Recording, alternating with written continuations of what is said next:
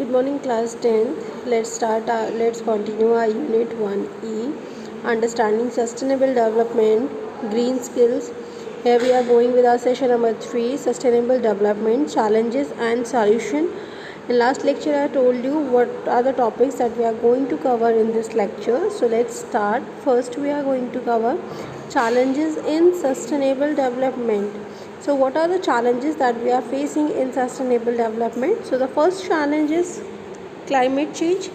Global warming, floods, drought in several countries are a big concern today. Extreme winters and summers have been experienced in many parts of the world recently. A drastically changing climate poses social problem and creates a barrier in achieving goals associated with the sustainable development.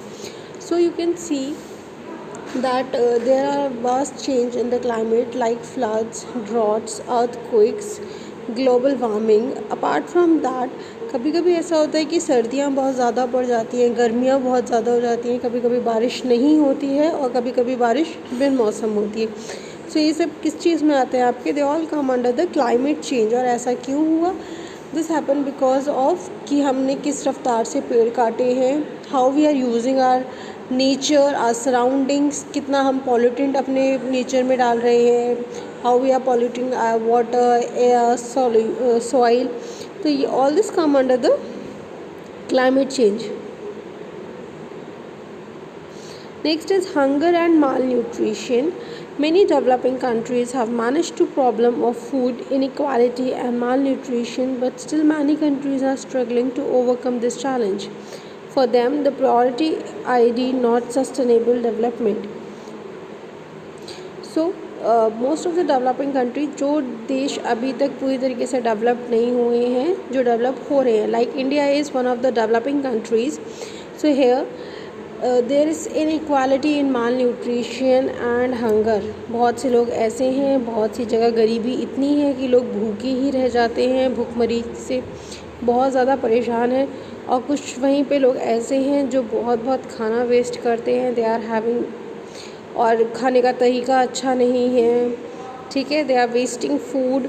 So this is hunger and malnutrition.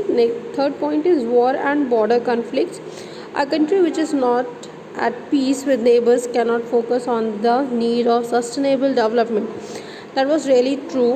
अगर हम country की बात भी ना करें, आप घर की ही बात करते हैं, अगर पड़ोसियों से भी मतभेद है तो फिर घर में सुख शांति नहीं है. सिमिलरली अगर हमारे जो आसपास के देश हैं, नेबरिंग कंट्रीज़ हैं, अगर हमारी उनसे भी अच्छे कनेक्शंस नहीं हैं, कॉन्फ्लिक्ट्स हैं, बॉर्डर्स पे वॉर है, तो we can not focus on a sustainable development.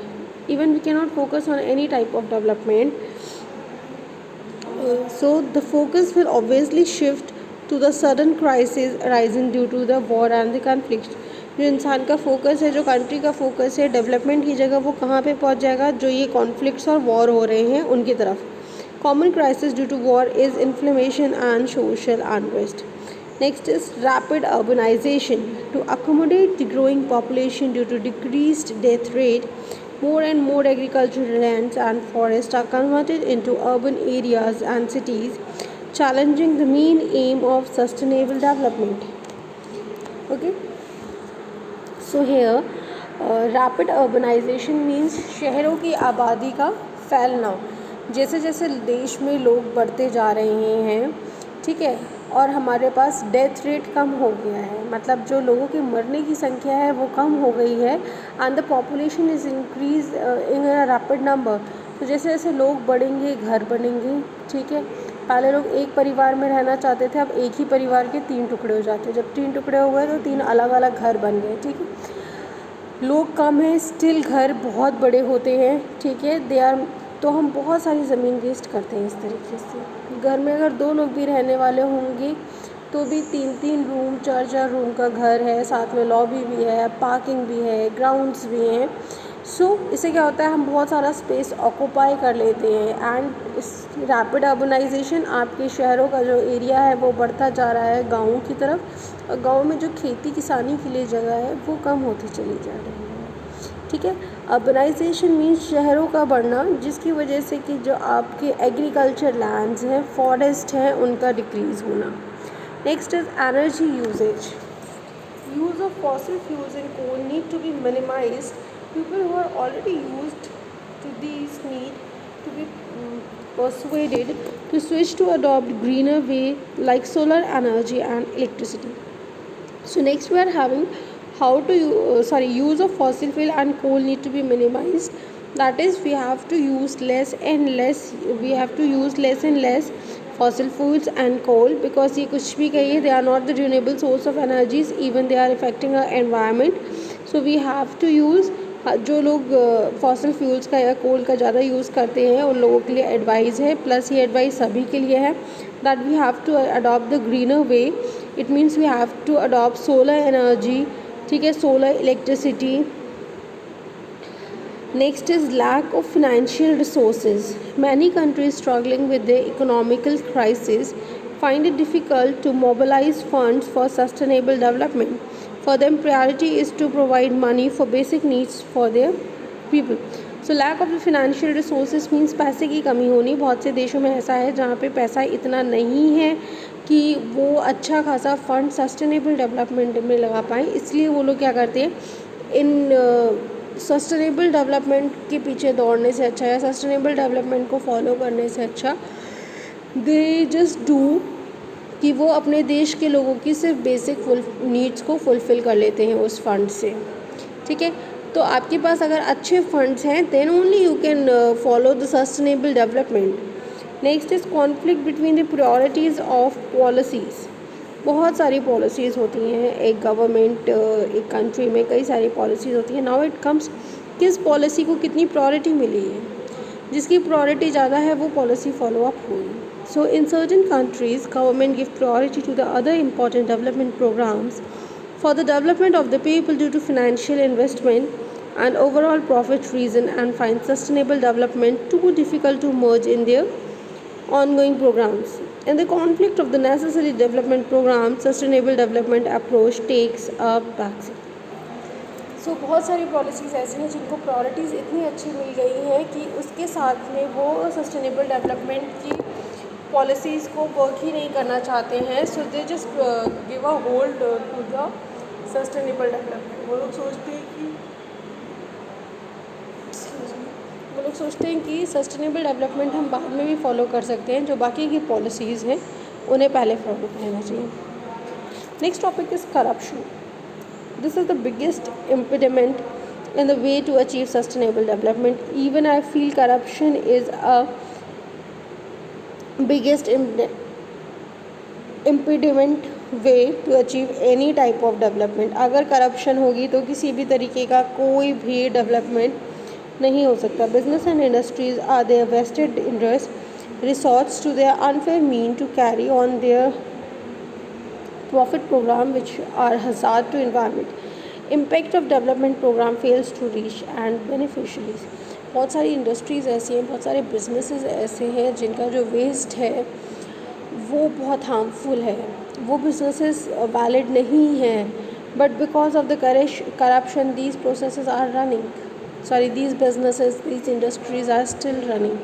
जो ऐसे बिजनेसेस हैं जिनका चलना ही गैर कानूनी है फिर भी वो चल रहे हैं क्योंकि करप्शन है ना. तो फिर सस्टेनेबल डेवलपमेंट कैसे फॉलो होगा, क्योंकि सस्टेनेबल डेवलपमेंट में तो कहा ही जा रहा है कि you have to use solar energies, don't use fossil fuels. ठीक है, एनवायरनमेंट को सपोर्ट करो.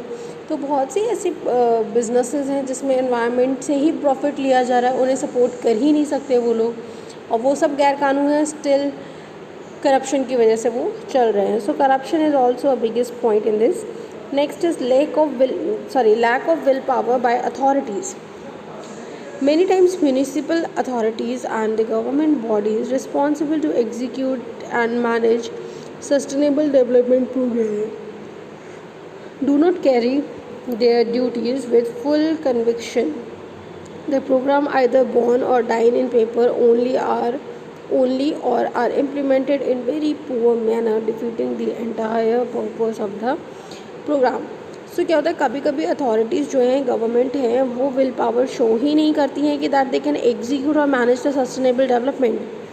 कभी प्रोग्राम्स आते हैं, पॉलिसीज़ आती हैं, बट अथॉरिटीज़ है, गवर्नमेंट है, वो हिम्मत ही नहीं दिखाती हैं, वो कोशिश ही नहीं करती हैं उन प्रोग्राम्स को रन करने की। कभी कभी होता है कि वो प्रोग्राम्स पेपर में शुरू होकर पेपर में ही ख़त्म हो जाते हैं, रियल लाइफ में शुरू ही नहीं होते।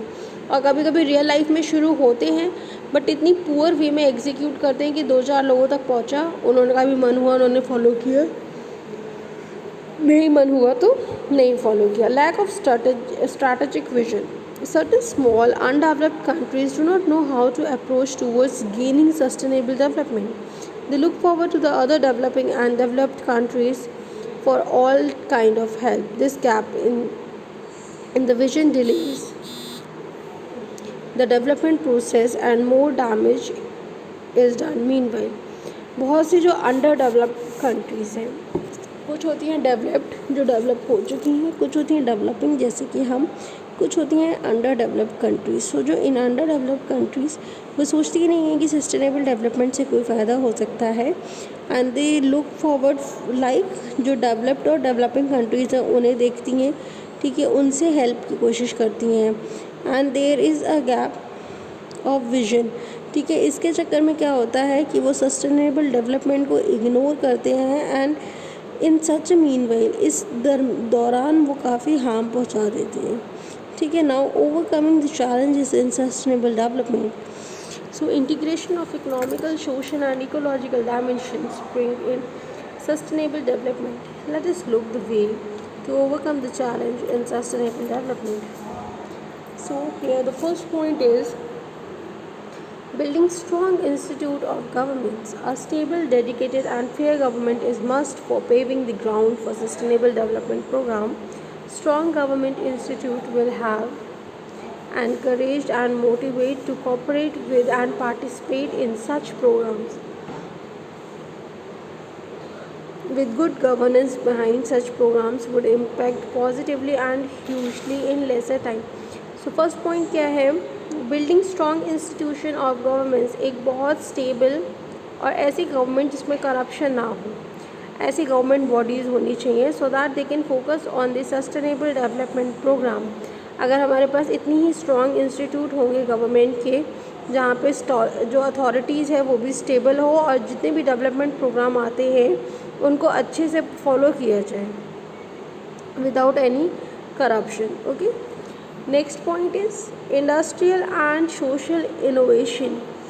Entrepreneurs works for the betterment of the society and comes up with the innovation idea which are socially and financially viable, should be promoted and supported. Government should financially support innovation research programs. बहुत सारे entrepreneurs होते हैं जो बहुत अच्छे अच्छे ideas के साथ आते हैं but because of the fund and the financial उनके आइडियाज़ को हम एग्जीक्यूट नहीं कर पाते हैं. बहुत से ऐसे एंटरप्रेन्योर्स होते हैं जो सस्टेनेबल डेवलपमेंट के लिए अच्छे प्रोग्राम्स, अच्छे इनोवेटिव आइडियाज़ लाते हैं. सो गवर्नमेंट को उन्हें सपोर्ट करना चाहिए फिनेंशियली भी सो that they can put their idea forward in research programs. Next is equal opportunity of employment. So we are discussing the topic equal opportunities for employment. In this we are learning equal employment opportunities for all segments of the society make fertile ground for rapid sustainable development programs. बहुत सी ऐसी आपकी क्या कहते हैं segments हैं, बहुत सी bodies ऐसी हैं, वर्किंग बॉडीज़ जहाँ पे इक्वालिटी नहीं है, अपॉर्चुनिटी नहीं है, एम्प्लॉयमेंट नहीं है, फैसिलिटीज़ नहीं है, प्रॉपर वेजेस नहीं है, जिसकी वजह से काम सही से नहीं हो पाता है and we are not follow the many policies of the government. So it is strongly suggested कि हमें अपॉर्चुनिटीज़ इक्वल रखनी चाहिए, वेजेस इक्वल रखने चाहिए. जिस पोस्ट के लिए जितने वेजेस नेसेसरी हैं उतने वेजेस मिलने चाहिए, whether it is a private sector और the government sector. Next is renewable energy consumption. It means that instead of using the fossil fuels, we have to promote the renewable sources and the alternate source of energies like solar and electricity is gaining popularity. Okay, next we are having control of environmental abuse. ठीक है, environmental abuse means क्या हुआ, जो हम pollution फैला रहे हैं अपने environment में, whether it is air pollution, soil pollution, और वाटर पोल्यूशन, ठीक है। बहुत सा ऐसा होता है कि इंडस्ट्रियल से वेस्ट आता है, वो हार्मफुल है। बहुत सी गैसेस हार्मफुल है, ठीक है। माइनिंग की जाती है कई जगह, वो सब भी हार्मफुल हैं। सो this is all fall under environmental abuse. So let's read it. Pollution due to industrial action and emissions, e-waste and abuse of natural resources needs heavy penalty provisions, strict and stringent laws, and their strict implementation against poaching, illegal mining, exploitation of forests and the rivers, oil spillage in oceans and harvest, stubble burning, etc. सो जितना भी हम बड़ी बड़ी industries, बड़े बड़े businessman environmental abuse करते हैं, उसके अगेंस्ट कुछ ना कुछ पेनाल्टीज़ होनी चाहिए, स्ट्रिक्ट एक्शन लेने चाहिए, तभी we can follow up the sustainable development. Next is community drive. Community mobilized through awareness program, their mass communication, involvement of people at grassroots level, and participation of social bodies need to be planned, focused, and more organized to make people aware and their interest in the government initiatives. Such mobilization can be bring bigger change in the small time. Okay, community drives means छोटे छोटे level पे जब हम अपने programmes को, sustainable programme developments के programmes को discuss करेंगे और हम वहाँ से इनिशिएट करना शुरू करेंगे, तो क्या होगी, हमारी रूट स्ट्रांग होंगी। जो हमारे नॉर्मल लोग हैं, जो आम जनता है, वो लोग भी इसके लिए अवेयर होंगे, ठीक है। और जब छोटे नीचे से हम स्टार्ट करते हैं बिल्कुल काम, मीन्स पहले आपने आम जनता को मनाना शुरू किया, उनको अवेयर किया, then it brings a bigger change, और एक बहुत छोटे से ही टाइम में। Next is reform in education sector. It means education is the greatest tool to influence the physique of the people and make them aware of their welfare. Reforms of education initiatives and the program for masses and remote areas will greatly help in implementing sustainable development program. Reforms in education sector means education जो है वो सबसे बड़ा tool है। हम किसी भी person को इन्फ्लुएंस करते हैं, ठीक है। किसी भी पर्सन को कुछ समझाना है तो एजुकेशन बहुत ज़्यादा ज़रूरी है, ठीक है। जब आप एजुकेशन के साथ साथ आपके स्कूल्स में कई बार कई लोग आते हैं, वो आपको बताते हैं, अलग अलग वेलफेयर्स होते हैं, सेमिनार्स होते हैं, अपने छोटे छोटे प्रोग्राम्स को डिस्कस करने के लिए। Okay, next is eradicating and control disease and malnutrition. Next is learning from other countries. Countries like Singapore, Sweden, Netherlands, and South Korea have done remarkable innovation in these areas, and the way they are ahead of many countries in sustainable development. Their achievement can be studied and adopted sustainably to achieve the same access. Learning from other countries means कई सारी countries ऐसी हैं जिन्होंने बहुत अच्छा development किया है, as well as they are follow sustainable development. So ऐसी कंट्रीज़ से हमें उनकी चीज़ों को पढ़ना चाहिए, स्टडी करना चाहिए, गो थ्रू होना चाहिए कि what sort of actions we have to take to gain the sustainable development without harming our environment. Next is gender equality and poor women upliftment. In this topic, women make a major percentage of the entire population, and women from the weaker section of society need specialized upliftment programs so that they come in the mainstream as economical participants. Equality of women and welfare of poor women is a must in making sustainable development a reality. So what is there? Gender equality means girls and boys, man and womens are equal, ठीक है, उन्हें equally right मिलना चाहिए. Second thing is poor womens upliftment. बहुत सारी ऐसी गरीब औरतें हैं जिन्हें ऊपर उठाना चाहिए, जिन्हें बताना चाहिए, अब नए पॉलिसीज़ के लिए अवेयर करना चाहिए. सो अपलिफ्टमेंट ऑफ वुमेन्स मीन्स उनको पढ़ना सिखाना चाहिए, ठीक है, और कई सारे वेलफेयर प्रोग्राम्स रखने चाहिए उनके लिए. Next is India and the sustainable development. So the world's government, including India, have agreed on an ambitious agenda to transform our world by 2030. Okay, कई सारे जो वर्ल्ड है पूरे, उनके कई सारे देशों की गवर्नमेंट में, जिसने एक गवर्नमेंट इंडिया की भी है, they are having the agenda, sorry, जिसमें क्या कहते हैं, by 2030 they are going to change the world, transform the world, okay, for sustainable development. In adopting the sustainable development goals SDGs, the main aim to ensure no one is left behind. इसका क्या मतलब है sustainable development में, कि कोई भी इंसान पीछे नहीं रहेगा, सबको बेनिफिट्स मिलेंगे, एज वेल एज हम अपने नेचर को भी बचाएंगे. सो कौन कौन से इनिशिएटिव लिए गए हैं? First one is Kyoto and Paris Agreement. Indian early focused on Kyoto Protocol to fight climate changes, and recently it has signed Paris Agreement focusing on bring down global temperature. Next is the Clean Development Mechanism Project. Third, State Action Plan for Climate Change. Next, coal cases and National Clean Energy Fund. After that, National Adaptation Fund of the climate change. Apart from this, there are 4 more questions. First one is list some common challenges.